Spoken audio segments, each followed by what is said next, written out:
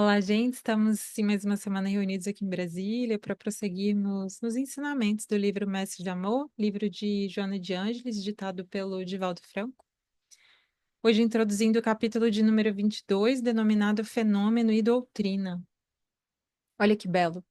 Procura o Cristo vivo em qualquer escola de fé onde te encontres. Então, eu acho tão belo, né? Mesmo sendo um livro espírita, não impõe o espiritismo. Pelo contrário, fala, olha, na escola de fé em que você se encontre, que você procure o Cristo vivo. Ou seja, que você saia da letra morta, que muitas vezes é esse ensinamento, são esses textos, e que a gente encontre o espírito vivo da letra. Isso que é belo, né? Ou seja, eu saio dessa crença, eu saio muitas vezes do dogmatismo, eu saio da letra fria, né, do texto e começo a compreender os porquês, né, e de aplicar aquilo na minha vida. Então aquilo deixa de ser uma letra morta para ser esse espírito vivo do texto, né? E olha que belo. Em qualquer escola de fé, procura o Cristo vivo. O essencial não é a adoção da crença pelas vantagens aparentes que ela oferece. É imprescindível estar ciente, por experiência pessoal, dos objetivos que a vitalizam. Então, olha que belo, né? Mais do que um status, mais de estar em uma religião ou de seguir, né, alguma doutrina por dogmas, pela religião ser, né, dos nossos antepassados, mais do que isso, que a gente busque aquela escola de fé que faça sentido para nós, e como Joana diz ali, por experiência pessoal. Então, esse estar ciente, né, que é esse estar ciente, consciente, entendido da realidade, passa muito por aplicar eh, esse espírito, né, da letra na nossa vida. Então, por experiência pessoal, eu aplico aqueles ensinamentos, eu me transformo por dentro, eu modifico as minhas ações e então entendo o porquê dos textos, o que eles realmente estão dizendo, né? Então, por experiência pessoal, e que a gente teste esses conhecimentos na nossa vida, né? Que a gente honre essas verdades que a gente já sabe com a prática. É isso que é bonito, né? A crença nos moldes tradicionais é rotulagem de fé. A ciência, pela participação ativa dos postulados, é comunhão com a fé. Então, ao longo do desenvolvimento ali, né, dos séculos se passando, a gente vai compreendendo que a fé, ao contrário de antes, ela não precisa se antagonizar com a religião, né? Aliás, com a ciência. Então, a gente vai compreendendo cada vez mais que a fé raciocinada ela está cada vez mais em comunhão, em consonância com aquilo que a religião também diz, também explica. Então, a gente vai ver que não tem esses antagonismos como se existia, né? E cada vez mais a gente vai procurando mesmo essa fé raciocinada, ou seja, que passa pelo crivo da razão, né?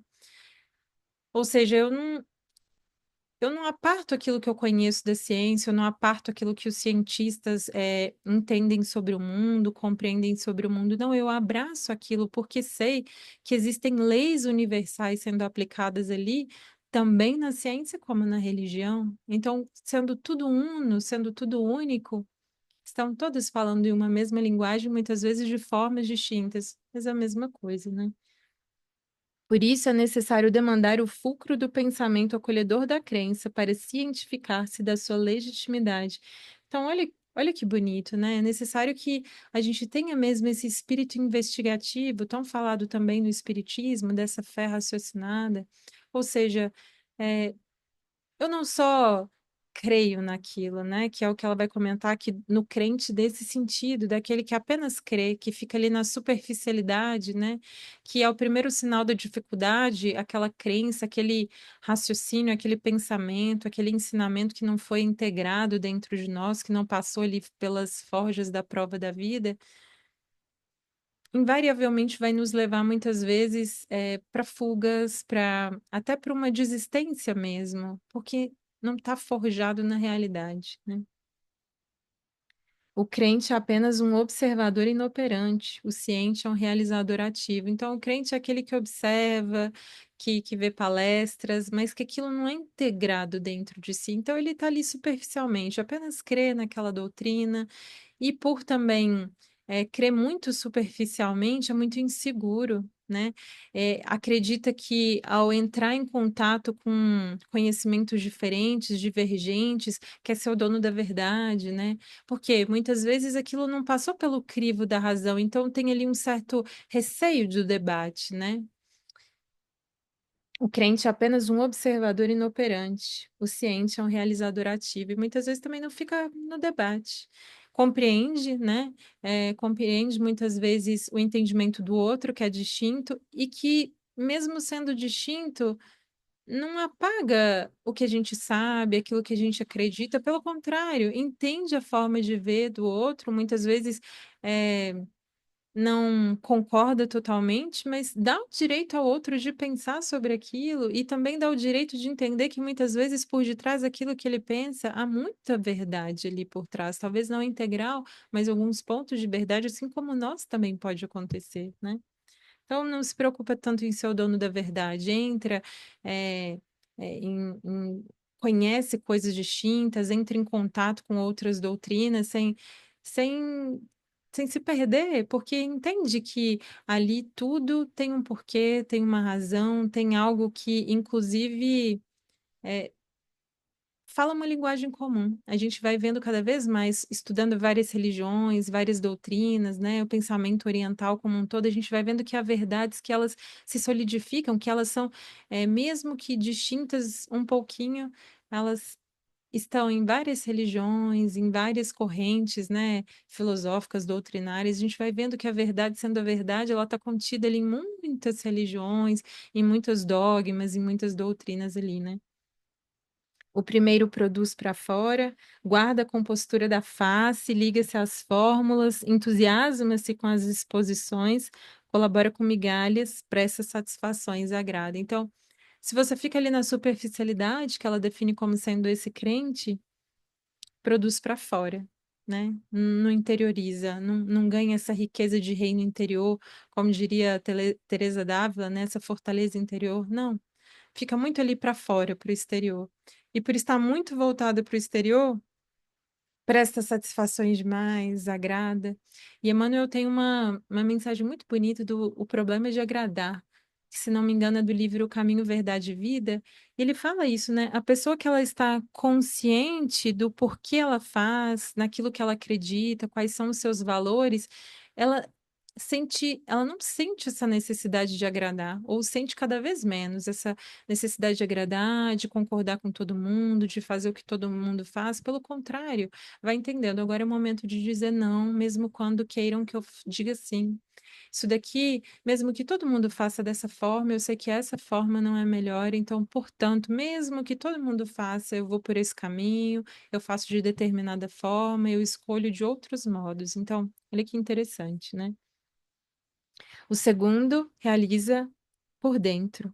Dispensa aparências, desdenha as rotinas, não valoriza hierarquias, raramente agrada, vive. Então, não é um rebelde, mas é uma pessoa que, consciente de si, consciente daquilo que acredita, consciente dos seus valores, consciente do seu reino interior, dessa fortaleza interior, raramente ela precisa se agradar, não por revolta, né? Não porque ela quer fazer ser diferentona, fazer né, ali o diferente, ser exceção, não.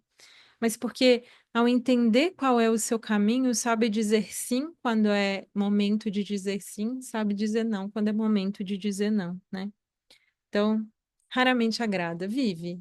Vive de acordo com aquilo que acredita, com aquilo que valoriza, né, com as suas preferências. No primeiro empecilho, o crente queixa-se e foge, enquanto o ciente luta e sofre. Então é muito bonito, né? Perceber isso, que a vida ela vai nos trazendo essa forja, essas provas de fogo que a gente chama, que assim como muitas vezes na nossa vida acadêmica a gente passa por provas para testar o nosso conhecimento acadêmico, a vida também é assim, né? Em vivido um ensinamento novo, ao compreender a vida sobre um novo aspecto, que a gente entenda, a prova virá para aferir esses valores, para aferir os ensinamentos que a gente extraiu daquilo, né? Não como uma forma da vida nos punir, não, mas como uma forma da vida nos fazer crescer, né? Crescer como ser humano. Aquilo que a gente fala, eu passo pelos problemas entendendo um pouco mais o porquê passo. E não é que não doa mais, mas a dor ela fica mais amena porque entendo que a vida me oportuniza, né? A partir daquilo que eu vivencio, a partir dos obstáculos, a partir das dores, fazer essa mudança de patamar evolutivo, né? Quase como cruzar uma ponte entre o que eu era e o que eu venho a ser a partir do momento em que eu passo por aquilo que para mim era tão desafiador ou de algo que eu, teoricamente, acreditava não conseguir. Né? Então é belo ver que se a gente realmente soube crescer com a dificuldade, é como se no cruzar da ponte, do outro lado, a gente se encontrasse um ser humano melhor, mais consciente, né, de si e mais consciente do que realmente importa na vida. E como ele diz ali, primeiro que é o crente, queixa-se e foge. Porque se não passa por esse crivo da razão, se é só um conhecimento que a gente estuda em uma palestra, que a gente vê em algum debate, se é só algo que eu acredito, algo mais superficial, se eu não testei isso na minha vida, na primeira prova eu caio, né? E a gente vê muito esse movimento de ateísmo, muito nesse sentido, né? De que as religiões, muito antigamente, elas eram meio que dissociadas mesmo da razão, dissociadas da ciência. Então, é, hoje isso fica cada vez mais difícil, ou seja, vivendo em uma era racional, entendendo um pouco mais da vida, das leis do universo, do mundo, né, conhecendo um pouco mais a ciência, vai ficando muito difícil a crença por si só, né? Ela tem que estar embasada mesmo em algo racional também. Isso não a deixa ser não transcendental, pelo contrário, continua sendo transcendental, mas consoante também, né? Em consonância ali com a razão. Não a exclui. O crente vence no mundo porque a ele pertence. O ciente perde no mundo porque vence as convenções da superfície humana. E olha que belo, né? O crente, como está muito na superficialidade, ainda vive como todo mundo vive, faz o que todo mundo faz. Então, para o mundo é um vencedor, né? Ali para o exterior, que vive tanto, né? Que dedica a sua vida ao exterior, é ali vencedor. O outro não. É vencedor de si mesmo, né? Como se diz, da sua batalha interior. E muitas vezes para o mundo não é um vencedor. A gente vai ver, né? Avatares aí como um Jesus. Saiu do mundo nessa condição de mesmo de perdedor. Mas a gente vai ver o que é perder e o que é vencer no mundo de verdade, né? E aí a gente vai entendendo isso, de alguém que teoricamente para o mundo naquele momento foi o perdedor, mas que hoje a gente entende a grandiosidade e o quão venceu o mundo, né? Como ele mesmo dizia, eu venci o mundo. Olha que belo, né? Um faz-se triunfador, recebendo honrarias e destaque social. As homenagens vestem-nos com os ouropéis da falsa superioridade e dão-lhe a embalagem da santificação. Então, o outro, por viver muito por fora, tem esse orgulho, essa vaidade mais arraigada, né? Essa necessidade mesmo do elogio, né? Dessas honrarias, dessas homenagens. E ele passa a acreditar que ele é tudo isso, né? E dão-lhe a embalagem de santificação que na verdade muitas vezes não corresponde com a realidade. É muitas vezes ali no interior santificado, no exterior, né? Mas se olhado bem o interior, né? Aquilo que cresceu como ser humano, aquilo que nessa encarnação conseguiu progredir, muito pouco às vezes, né? Em geral, muito pouco. O outro parece vencido. Desinteressa-se das coisas vãs, vencendo-se, vencendo-se, libertando-se. Ninguém lhe descobre o valor. E essa é uma beleza profunda, né? Um Jesus que, depois de muito e muito tempo, e ainda hoje a gente vem, né, milênios depois, vem descobrindo o seu real valor. E assim, tantas pessoas que passam na Terra sem qualquer e nenhum reconhecimento, mas que foram, na verdade, os grandes heróis, né? E que muitos desses grandes heróis que hoje a gente vangloria, que a gente muitas vezes olha, não são, né? Tem, como ele diz ali, a casca dessa santificação, mas por dentro não se modificaram, né? Então é muito comum que pessoas realmente relevantes, só daqui a muitos e muitos séculos, infelizmente, possa se creditar o seu real valor, né? Ou seja, em geral, estão passando aí pela Terra absolutamente desconhecidas, na invisibilidade, vivendo o ensinamento, né? Não se vangloriando por fora, vivendo por dentro. E ao viver com tanta integridade isso por dentro, arrastam, né? Que é aquele movimento que a gente fala que o exemplo arrasta, né? Então, convertem pessoas, modificam vidas pelo simples contato, não por uma necessidade, né? Mas pela vivência. Que belo, né? No entanto, é nele que cantam as vozes da mensagem cristã, chamando-lhe a alma ansiosa e leal. Olha que belo. São nesses, muitas vezes, né, na maior parte das vezes, na sua grande maioria, esquecidos, é que cantam realmente as vozes do Evangelho. Olha que belo. O exterior é fenômeno que passa, o interior é consistente, é doutrina que fica. Assim, não te preocupes no espiritismo com o fenômeno da mediunidade, né? E se a gente parar um pouco para pensar, nessa época em que é escrito esse livro, que foi o primeiro livro psicografado pelo Divaldo, né? Que tem aí o quê? 60 anos. O espiritismo ainda vivia um momento muito da fenomenologia, né? Ou seja, em que os fenômenos, né, sejam as materializações, as mesas girantes, muitas outras coisas ainda se faziam muito presentes, né? Ou seja, que o fenômeno da mediunidade ainda estava ali muito em voga, né? E aí essa discussão dela é tão bela, né? Que é, olha, vamos sair do fenômeno, vamos sair do exterior e olhar de verdade o interior, e olhar de verdade quais são os ensinamentos que essa doutrina traz, né? Não o fenômeno, a doutrina, né? E não a doutrina como dogmatismo, mas a vivência dessas transformações exteriores, né?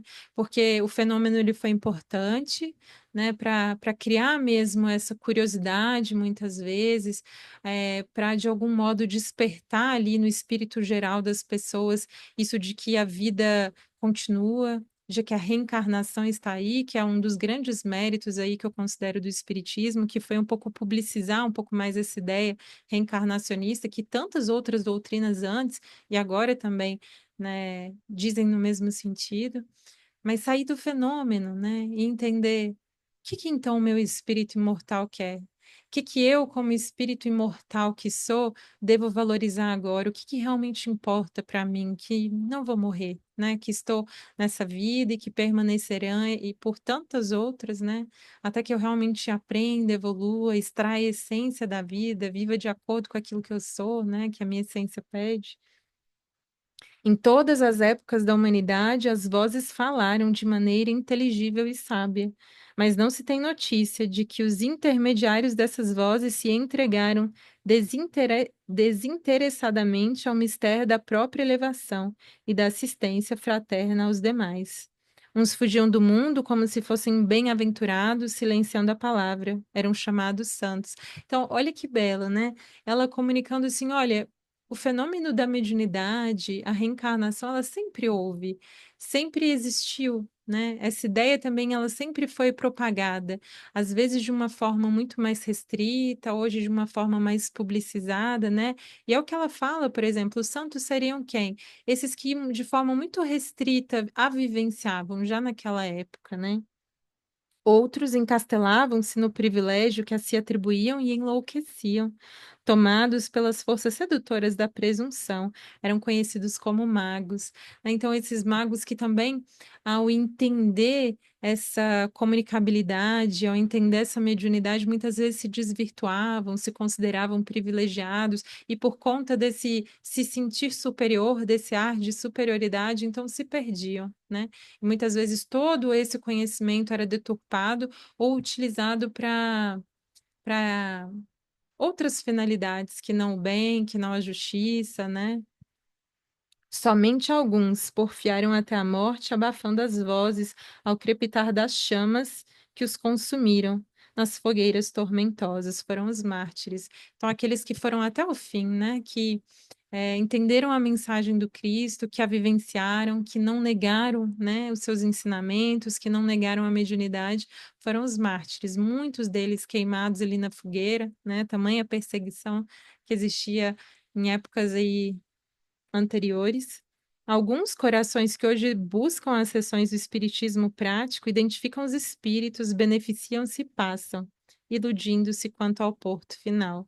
E olha que belo, né? Ficando ali muito na fenomenologia. Então, o que a gente vê muito é isso, né? Casas espíritas ali com esse grau de assistência, né, muito grande. Então, muitas pessoas ali vão, adentram com as suas dores, são beneficiados, né?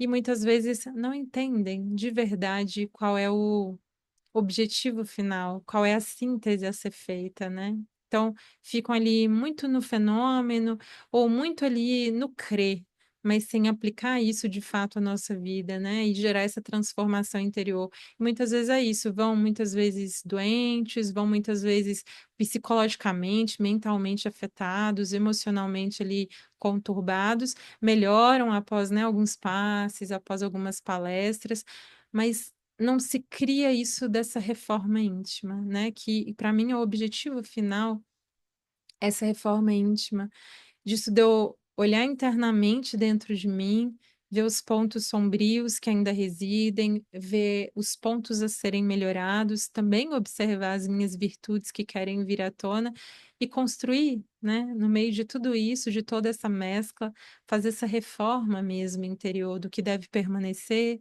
daquilo que eu já devo deixar para trás, daquilo que eu já posso ser melhor, daquilo que eu já posso superar, né? Outros irresponsáveis e fúteis demoram-se nas pesquisas, desejando mais, sempre mais. Então não é o suficiente, então eu nunca creio o suficiente, eu sempre fico ali na dúvida, mas não nesse espírito investigativo que a gente comentou atrás, mas nessa dúvida que mobiliza. Então eu saio de uma doutrina, vou para outra, ali na outra eu também encontro contradição e logo saio. Então fica sempre aquela pessoa ali muito focada nas contradições, em ver os defeitos, né, em ver ali as pequenas incongruências, tudo no sentido de não vivenciar mesmo o evangelho, mas ficar muito na letra, né? Creem agora, duvidam mais tarde, empolgam-se hoje, desinteressam-se amanhã. Lembra-te do espiritismo praticado e preocupa-te com o espírito da doutrina, então com esse espírito da letra, né? Que a gente não se preocupe com o fenômeno e sua vivência, né? E sua ocorrência. Preocupa-te com o espírito da doutrina. O que que de bom eu já consegui interiorizar dentro de mim, honrar dentro de mim, transformar isso em pensamento, em ação? Isso sim, né? É de verdade o que é esse papel da nossa fé, de uma escolha de uma crença, ou de uma doutrina, ou de uma corrente filosófica, nossa transformação interior. Então, o que que de verdade importa? O quanto eu me transformei interiormente. O fenômeno é meio, a doutrina é o fim.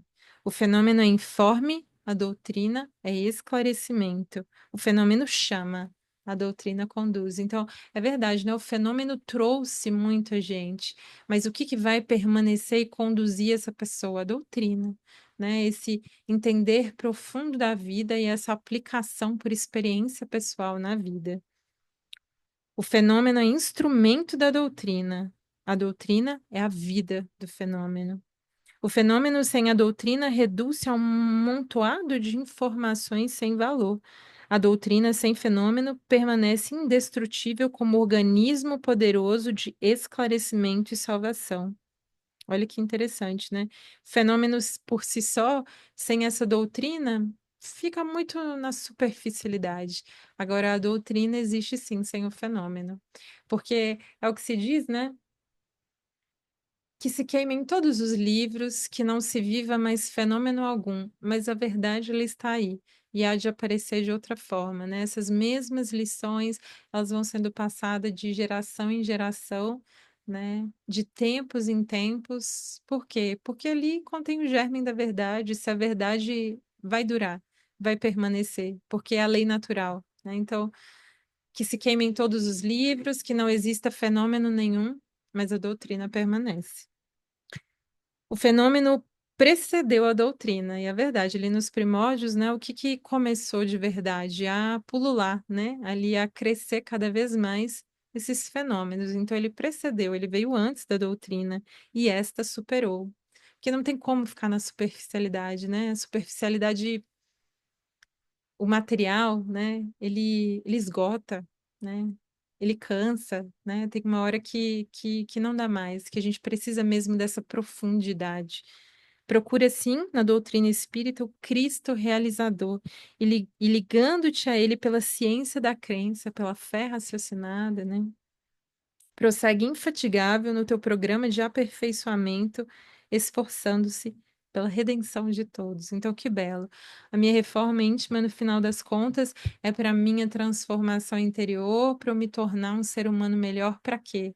Para ajudar tantos outros, para ajudar nessa redenção de todos. E que belo é isso, né? A gente vê uma doutrina extremamente amorosa que é isso. A minha transformação interior é boa para mim, claro, e também para os outros. Não tem como dissociar isso, né? Nossa vivência, de pequena monta que seja, as nossas experiências, se a gente realmente a realiza com o espírito, quanto a gente transforma o nosso entorno. A gente vê essas pessoas extremamente iluminadas, muitas vezes humildes, sem conhecimento científico nenhum, mas que pela vivência arrastam tantas pessoas, né? Então, que belo que a gente possa ser isso cada vez mais e que a gente saia um pouco dessa fenomenologia e adentre esse espírito da letra, né? Que é o que que desses ensinamentos, o que que dessas verdades eu integrei dentro do meu coração e gerou transformação não só exterior, né? Que é quase uma consequência, mas sobretudo interior. O que que eu modifiquei de verdade dentro de mim? Então é isso, gente. Muito obrigada aí pela escuta, pela paciência. Um beijo, fiquem com Deus.